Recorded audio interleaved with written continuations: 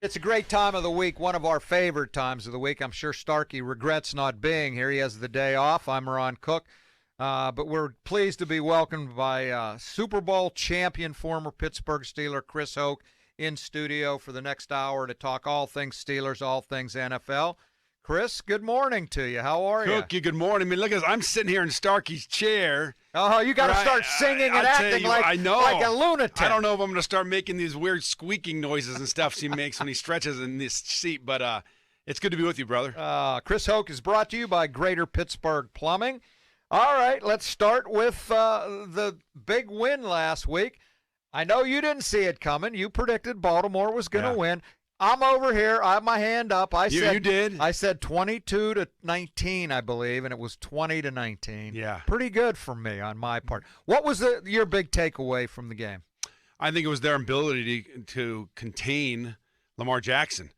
He didn't go off in this game. You know, he had his moments, but really they held him in the run game. He only had 8 carries, 55 yards, and so when he has the ball, you've got to hold your breath, and they did a good job at squeezing that pocket. We talked last week about the mush rush, right? And you don't try to get on an edge. You don't try to create open exit lanes for Lamar Jackson. You just got to squeeze him in that pocket. And then when you try to get out, everybody had their hands. They had extension on their offensive linemen, able to get off blocks and make plays. I think only of the 3.5 sacks that T.J. Watt had, where he really got into that tackle and came inside and made the sack, the last one there. So a lot of those came off him holding on to the ball and the D linemen and the linebackers coming off and making plays. Well, let's talk about Watt for a minute. 16 sacks now. He has a chance to break the record. Yeah. Michael Strahan in 2001. Is that the one where like Brett Favre fell on the ground for him? That helped him break the record, yeah. But 2001, he had 22.5 sacks. TJ has 5 games left. He has 16. He has a real chance if it can stay healthy. That's the big question mark is, can he stay healthy, right? I mean, he's played what? He's missed 2.5, 3 games? He's missed 2 full, and he left others twice. Yeah, and so 3 games really, and so can he stay healthy? Can he make it through this season? And if he can, I really think he can break the sack record. He just, and they come in spurts for him, right? I mean, look at this game. He 3.5 sacks. And last week he didn't have a sack. So when he gets hot, he really comes after and really stacks those sacks. And so right now you got to think, he's averaging 1.6 sacks a game, and with 5 games left, that's going to put him at 24 sacks if he keeps at this pace.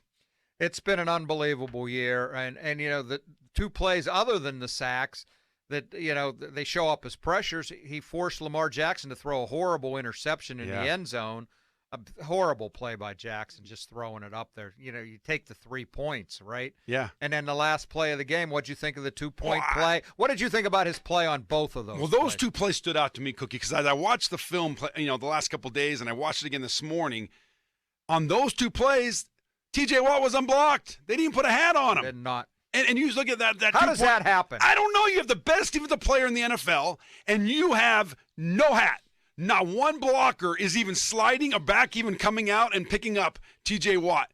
On that 2-point conversion, if they would have just slowed T.J. Watt down, we'd be sitting here moaning and groaning and teed off because the Steelers lost and they haven't won in 4 games because they converted that 2-point conversion. That was Mark Andrews was wide open. And was that T.J. Devin Watt Bush's man? You know what? It looked like it. It looked like it, and I'm not 100% sure, so I'm not out here. But it was a great play call. It was a great play call. I mean that's a tough one. Mark Andrews could have caught that ball, I thought. It would have been a great catch, but he is a great player. T.J. Watt forced that ball to he come did, out. No doubt. And that's a tough one for linebackers to see because what happened was they had Mark Andrews in a wing position to the weak side, right? To the one receiver side. And then at the snap of the ball, they did play action motion with the offensive line. He felt like the flow, Devin Bush, flow was going towards that wing. Mark Andrews, he leaked. It's hard to see him now when he's coming across the formation like that. He leaked out. It's a very difficult play to pick up for a linebacker that's on his P's and Q's every single play. And he leaked out. He was open. How do they leave T.J. Watt wide open and let him come like that? That was the demise of that play. And then you look at the other one, the interception that he threw on that first drive, right? T.J. Watt was unblocked again. They didn't put a hat on him. How do you just completely ignore the best defensive player in the NFL right now? And he is the best defensive player. He is now the favorite for defensive player. Oh, there's no Myles question. Garrett, a distant second. I think I saw somebody's list had Aaron Donald all the way down to 5. I think the Cowboys cornerback with all the interceptions is on that list. Yeah. There's even talk that it's not going to happen. You guys on defense don't get enough love. There's no doubt that he could be MVP of the league. Yeah. Look at what he has done. When he plays and is healthy, they win. They win. When he doesn't play or he's less than healthy, they don't win. Cookie, what are they, 6-2 when he starts and plays? Right. And he plays the whole game? And I don't think he was even healthy in one of those at Green Bay or against Cincinnati. Last week against Cincinnati, or 2 weeks ago now, against Cincinnati. I mean, he wasn't himself. He only had 2 tackles, and they were assisted tackles, and it didn't have an impact on the game. And in this game, he comes out. He has a week off. Really, I think having this week off, people are talking about him being off and then coming off of COVID on Saturday and playing on Sunday. That was a blessing for him because he didn't have to go through the rigors of practice and doing those things. He could stay home. He could rest. He can get off his feet a little more and let his body heal. And that really served him well come Sunday at 4:25 because he came out like he was shot out of a cannon. He absolutely did. How about Wormley? What a nice game for him. You know what? I'd never heard him talk before. They brought him into the media room. Very, very impressive guy to talk to. And 2.5 sacks. You think he was motivated? I don't know if you heard Tomlin say, I told him before the game, the Ravens traded you to a division team. They don't think much of you. And it motivated the kid. There's no question. And he said, I want to play good against everybody, but I'd be lying if I said I didn't want to play good against the Ravens. Yeah, when a team trades you and then within your division, that means they don't think much of you, right? They don't fear you. They don't think you're going to go and have much of an impact on the team, especially the Pittsburgh Steelers, like their enemy, if you will, right?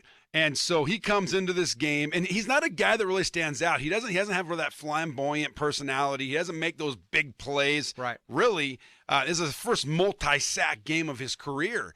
He comes in here and he has 2.5 sacks, and he's been a solid, consistent performer for that Steelers defense throughout the season. They needed it, without Tuitt, without Alu. Man, every game I see, I think more and more how much they miss those guys. Yeah. Listen, those are top of the line guys. Those are your A players, and Alu has shown the last couple of years he's shown that he's very valuable to this defense. And then Tuitt, when healthy, he's one of the best D tackles in the NFL. You've always said that. I've always loved Tuitt. It's just he's so powerful. He's so explosive and strong, and he has such a great nose for the ball. You think about it. Last year, I think it was a year and a half ago, when he was healthy, I felt like he was the defensive MVP of this team to that point. He has that kind of impact when he's healthy. All right, tell me what you saw on the last drive by Baltimore. How were guys so wide open? They just Lamar did not impress me the whole game, passing-wise. I mean, he's so explosive, he can escape. But what happened on that last drive? Is that prevent defense? Take me into the mindset of a defense where you've been pretty good shutting them down the whole game, and then all of a sudden, bing, bang, bing, bang, bang, touchdown. This happens every single week in the NFL, Cook. If you go back and look what happened to the Detroit Lions, how they beat the Vikings, same thing. The Vikings went down and scored with I think it was a minute, less than 2 minutes left, and they go to the prevent. Mike Zimmer calls the prevent defense. They march down. Jared Goff marches down the field and throws a winning touchdown to win the game as the buzzer is sounding, right? And you look at here, it's the same thing. There was a blown coverage. There was a big play. I think when the ball's on the minus 42, so the Steelers' 42-yard line, the Ravens were going. It was 1st and 10. There was a blown coverage. Devin Bush pulled up on the back coming out of the backfield. I think it was Arthur Millette who was supposed to have him, and Bush was supposed to run with the receiver for the Ravens, right, Duvernay, and he didn't run with them, and he was wide open, and he went for a 15-yard gain that took him down to down inside the 25, and so there was a blown coverage there. There was some prevent defense, so that all kind of played into a role of letting these guys get a big cushion. And I get the prevent defense, but you see it happening Tell me why. You want to make them use time. You figure maybe they'll make a mistake. You don't want to give up the big play. But like you said, you see it all the time. Fail. Why do coaches do it? Why don't you keep the pressure on? But for all the times you see it fail, we don't talk about when it works. We only talk about when it fails, right, Cookie? That's true. You're right. And so you look at it and you think, okay, they go to prevent because the mentality is we believe that we can make enough plays and make them snap the ball enough that the clock will run out before they get to the end zone, rather than giving up the big play, right? If you give up the big play, games, I mean, you're hurt. You make them move down the field, especially when they've got to score a touchdown to tie it. Those moments you have too much confidence in your defense. You make a stop, or you can get enough plays where you can break up the ball or get a sack or get a holding or something that will stop and stymie the drive. How about Witherspoon? Couldn't get a hat, couldn't play, hardly played, and all of a sudden he played like 90% of the snaps. I was surprised. I think he had 5 tackles. He had that big pass break up. I wish he would have had that interception there. Could have had the interception. That was huge. Great play. You thought it was going to land in the breadbasket of the receiver, and he comes out of nowhere and puts his old paws up there and almost catches the ball. But I thought he played well. He showed up in the game. He showed like he had some confidence, and this is something he can build on. You know, coming off last week against the Bengals, where James Pierre, I mean, to say he struggled is going to be an understatement. And so to keep him out of the game and bring Ahkello Witherspoon in, he took advantage of the opportunity. He's going to see more snaps. And I don't know if it looks like Joe Hayden's going to be back this week either. He didn't practice yesterday. No, I'm thinking he's not going to be back. So how much does that hurt them? I mean, hurts. I was hoping he'd be back 2 weeks ago. Especially this week. You got a good receiver. This second-year receiver, Justin Jefferson for the Vikings, the real deal. And everybody can say whatever. The other guy isn't playing, right? Thielen? No, Thielen's a high ankle sprain. And he's a real good player. He's a real good player. Both of them together, I think the Steelers would be in trouble. But with Justin Jefferson, they can bracket him. They can run guys at him. But even last week when Thielen went out in the first drive, he had an ankle sprain. Right. He still had 181 yards. He's a great player. He's unbelievable. He's explosive. He's powerful. He gets down the field. And you can say what you want with Kirk Cousins. The guy's got great numbers. He moves the ball. I mean, I know we're bouncing all over the place, Cookie, but you look at what they've scored the last month. They're 2-2, but they put 27 in a win over the Chargers. They put 34 on the Packers in a win against the Packers. They put 34 on the Niners in a loss to the Niners. I'm sorry, 26. And then they put 27 on the Lions in a loss. I mean, that's big-time numbers right there. And he's only thrown 3 interceptions, 25 touchdowns. So he gets beat down a lot in the media, but the guy produces. Oh, he's cashed some big checks too. No question. He's made nose tackle. He's laughing money. all his way to the bank, right? He's made nose tackle money, right? Nose tackle. Maybe Casey Hampton money. He makes that on his drive into the facility in the morning. All right, we are talking to former Steelers nose tackle Chris Hoke here on the Cook and Joe Show. We are just getting started.